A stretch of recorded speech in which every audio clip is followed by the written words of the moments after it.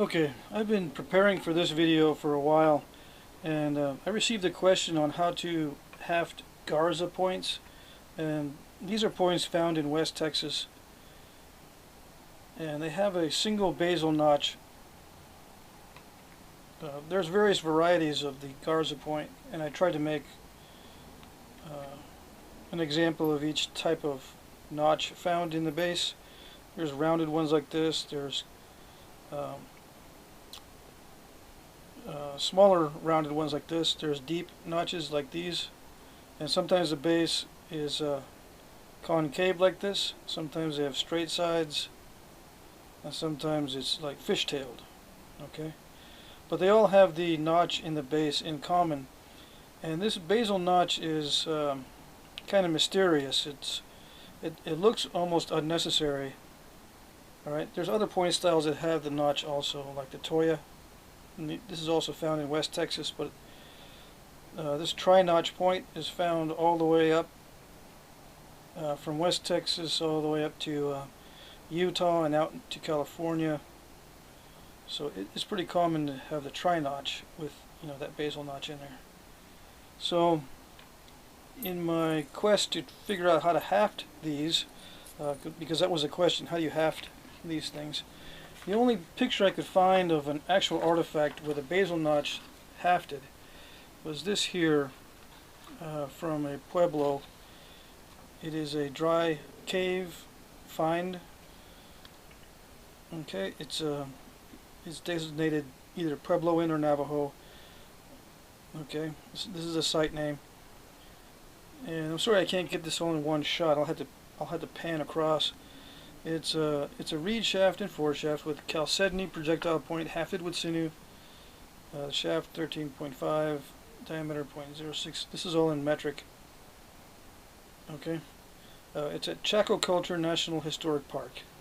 Okay, and this is the link to the website that has this image right here. I'm just going to pan, try to get this whole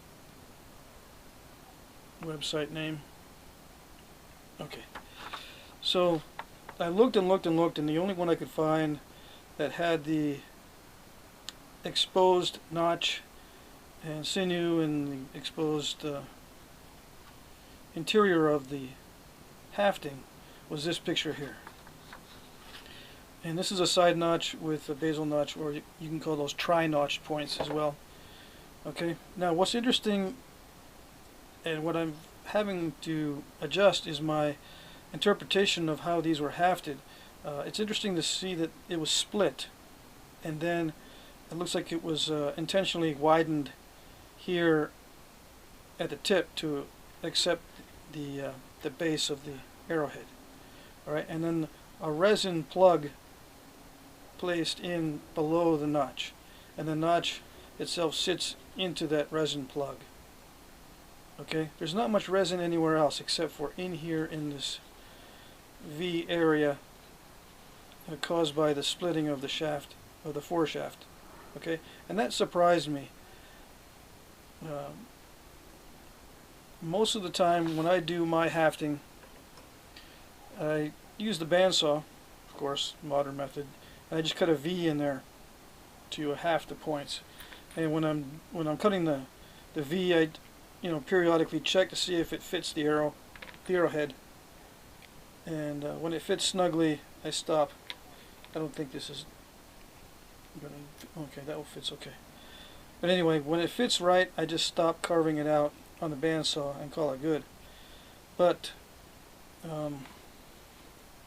although I do think it was done this way in the past, the more I'm seeing, the more I'm becoming convinced that the single split was very common also. Let's see, I've got something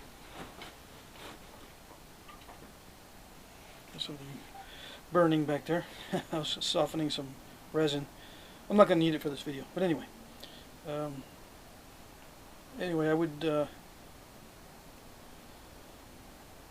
probably revise my thinking on these haftings to include a lot of these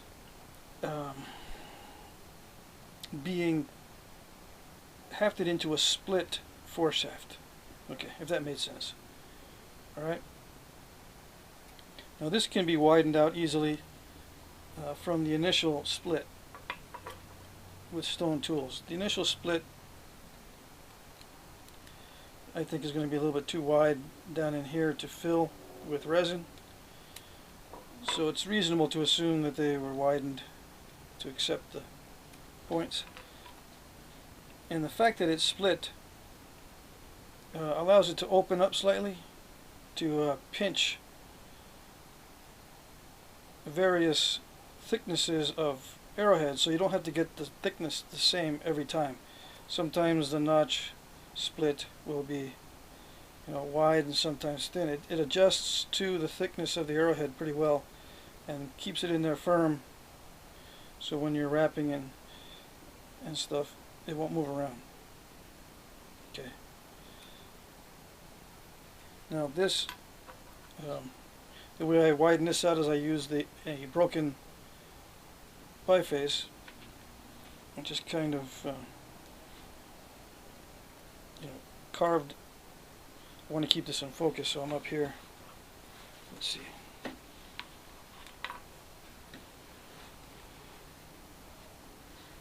Too close. Anyway, it's pretty straightforward to carve and widen this notch with a biface of some sort. Okay, and you can also saw back and forth in there. But anyway, what I also saw in my research was the long, well, it doesn't have to be long, but this deep notch caused by two splits. Okay, it's split twice, and then you either break out or carve out this middle section. Okay, so you can either break it, snap it here on both sides. It usually has a pith in the foreshaft, so you just snap out this piece and snap out that piece at the same spot, or you can, you know, carve it flat. All right, this was done on a bandsaw to clean it up after I had split it. But you can see I've noticed a lot of arrowheads hafted this way too, with the two splits. So these seem to be pretty common, and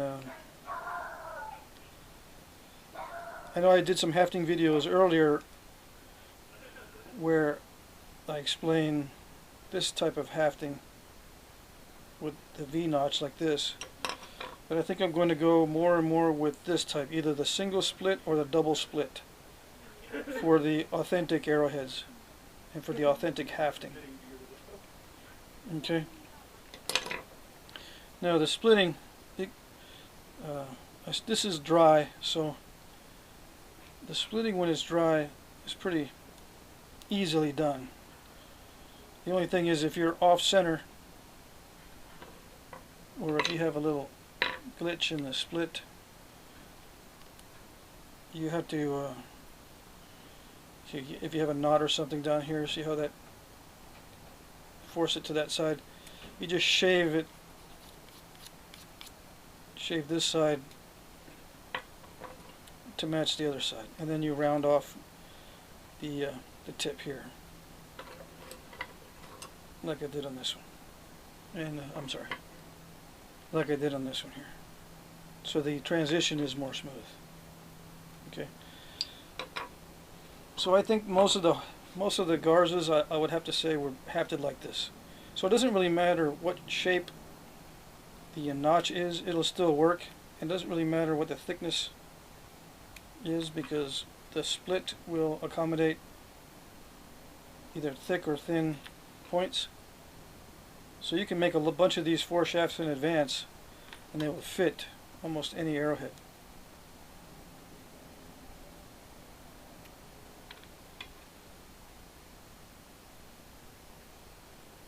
And the pinching effect holds this in place. Okay, so what I'm going to do, I'm not going to use resin.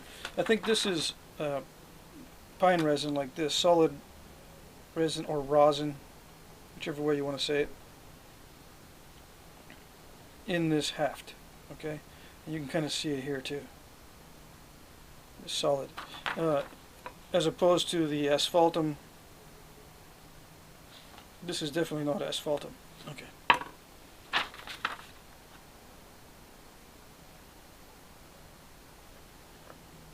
So yeah, this does not say hafted with pine resin, but it just says with sinew. But yeah, I think that's pine resin. Okay. So I'll just give you kind of a close-up view of these. These are all Garza points.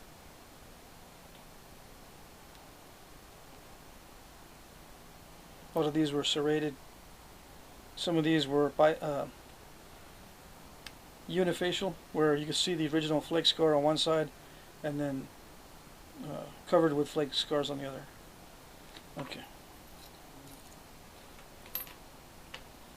So yeah, a broken biface is actually one of my favorite tools to work these.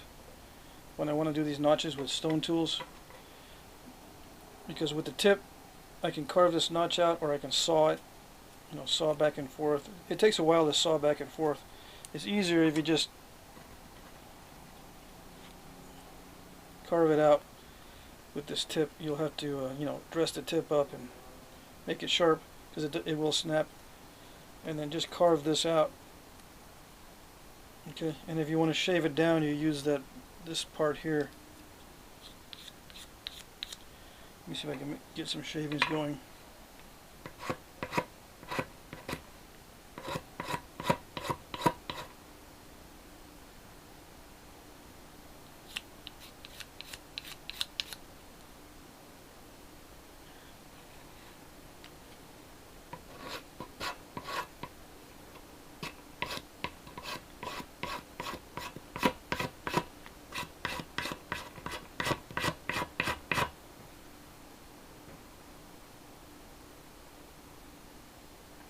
It's pretty effective.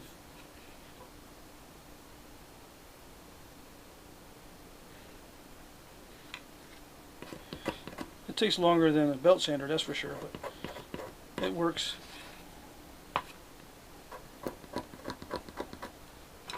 This 90-degree angle here is a pretty good shaving tool to shave it down or make it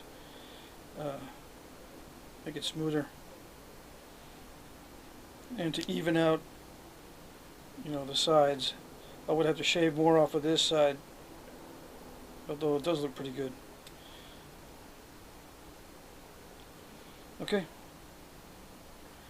So yeah, I'm going to, in the future, do more of these authentic haftings, and I'm going to probably revise my Clovis videos to include these options here with the single split or double split for the hafting. Okay? Alright. Okay, I almost forgot. I'm going to haft one of these with some thread so I can show you how I think they were hafted. Okay, so they were inserted into the haft, and the pitch was melted and then placed inside, either before or after you put the arrowhead in. Probably before, it was widened out. Pitch was, forced in there with a stick or something while it was still hot. And then you put in the maybe some pitch here in the notch. I guess I'll call that the glue notch from now on. Put some pitch in the glue notch.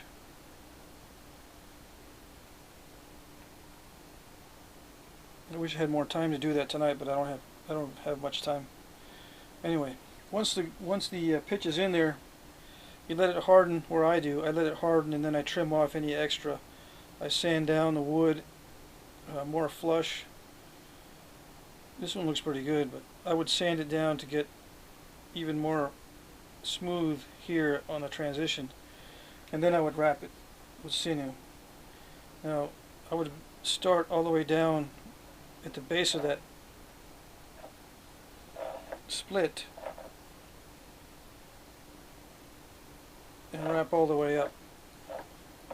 Okay, I'm just going to do it fast for the video. While it was still warm, you know, I would heat it, keep the resin slightly warm so that it will compress as the sinew dries to get it even more tight. Okay, and when I get to this point, I think what I would do is just a couple of hold downs.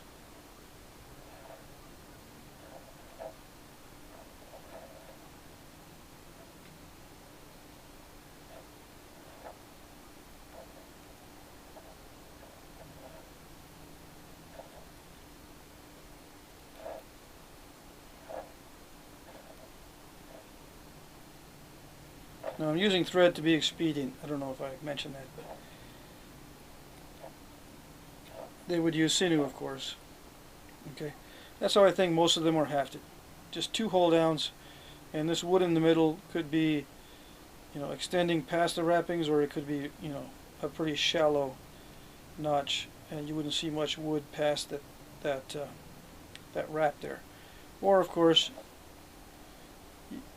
the other option would be to cover the tip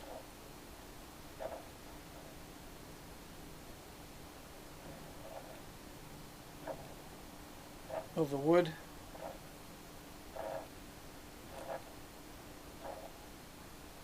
What I mean? You can cover the transition with sinew there, and sinew up on the blade will not cut. The good thing about sinew, it won't cut, and I think that's why some of these were side notched like this to accommodate this sinew wrapping. But I think it was done like this, regardless of notches. You could either, you know, do this horizontal wrap, okay, in combination with these hold downs, or just 2 hold downs by themselves. Just like a regular triangular notch without, I mean a triangular arrowhead without a notch, right?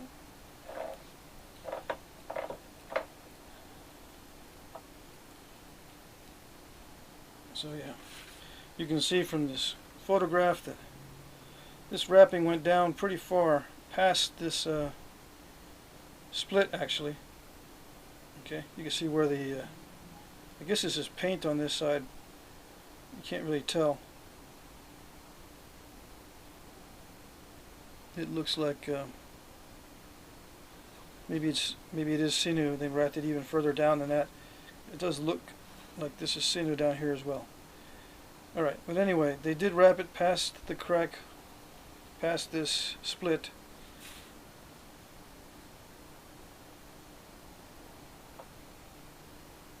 And they did fill in this part with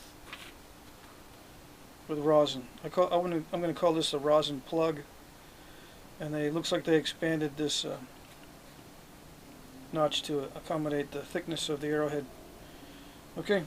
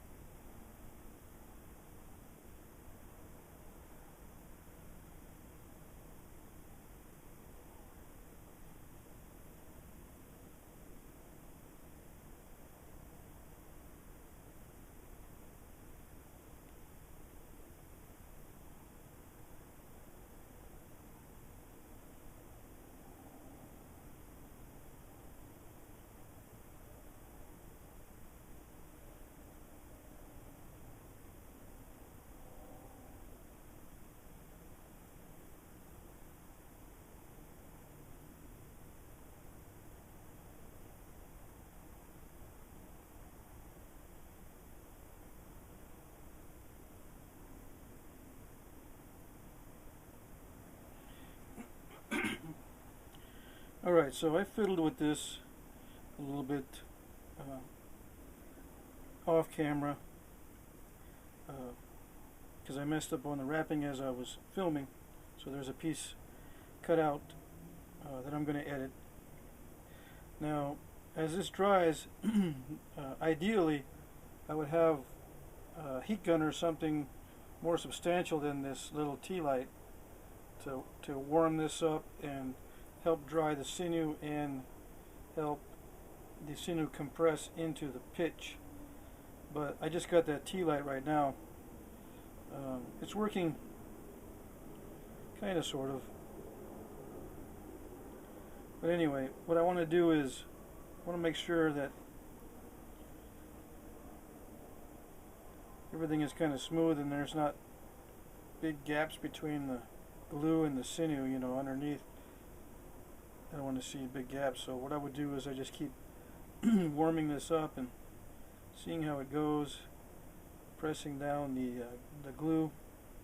You know, a lot of it shows, but I think that's a reasonable attempt at hafting. I think that's enough glue and sinew, maybe a little bit more. This is a mix of pine pitch and gum base. I think it's 50-50 gum base and pine rosin or pine pitch. And if you don't know what gum base is, it's used to make chewing gum. If you want to make your own chewing gum, you can buy a kit, or you can buy the gum base separately by the pound.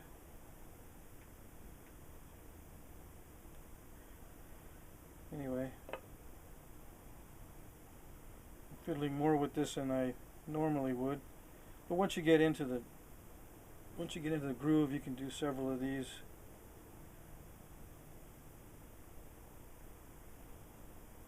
In one sitting. This is the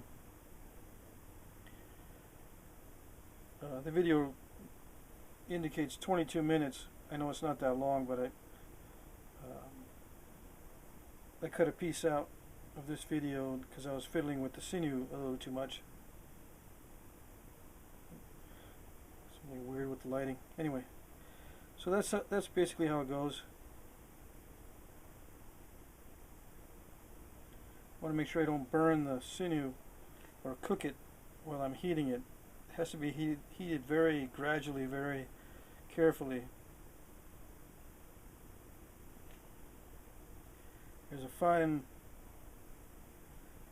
a very small temperature range in there where the pitch will melt, but the sinew will not burn, or the sinew will not get cooked.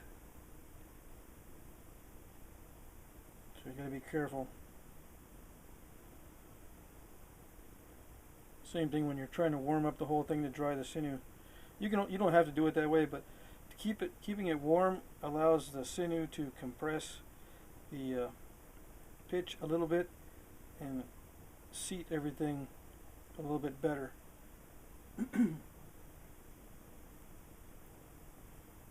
Probably kind of blurry, sorry about that.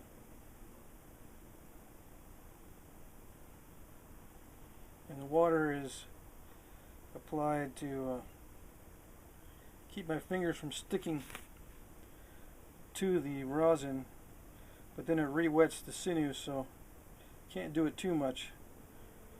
You know, you want the sinew to dry. Every time I touch it with water, the sinew absorbs it and becomes stretchy and loose again. Okay, so what I was doing is I was just trying to fill in that little area right there that had a gap. The sinew was kind of, you know, unsupported by glue underneath. Everything else looks okay. I hope the lighting was okay.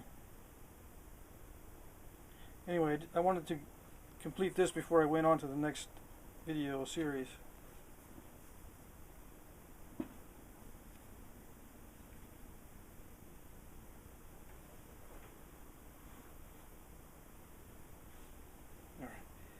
this as good as it's going to get.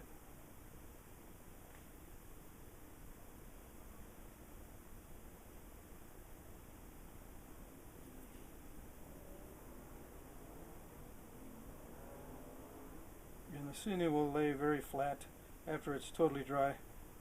And I used Elmer's glue on this. Normally I would use, or for a more authentic glue, you would use hide glue. But I just use Elmer's glue for the video. Okay. Let's see.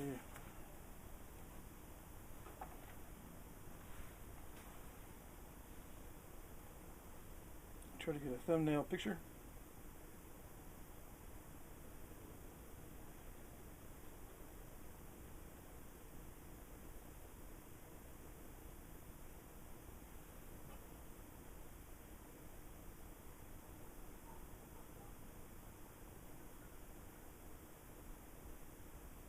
There's a little bit of a bulge here where there's a pitch underneath there.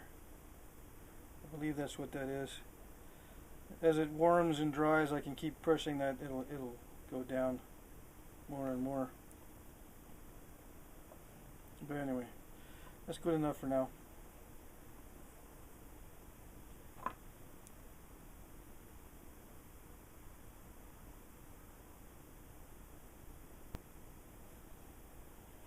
Okay, the glue has had a chance to dry a little bit.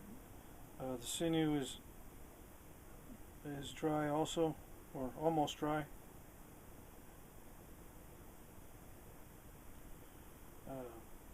I said glue. I put a layer of glue over the top, but that's almost dry. The pitch has hardened. Sinew is pretty dry now. I fiddled with it to smooth it down some, so that's the way it looks now. Now you don't have to notch it this deep. Okay, I just kind of extended the wood high for this one, but you don't need to go this high. You can go lower. In fact, I think some of them, well, it varies. I've seen side notches up very high on other types, so it's not unreasonable to have a deep notch. But I think most of these were notched pretty shallow.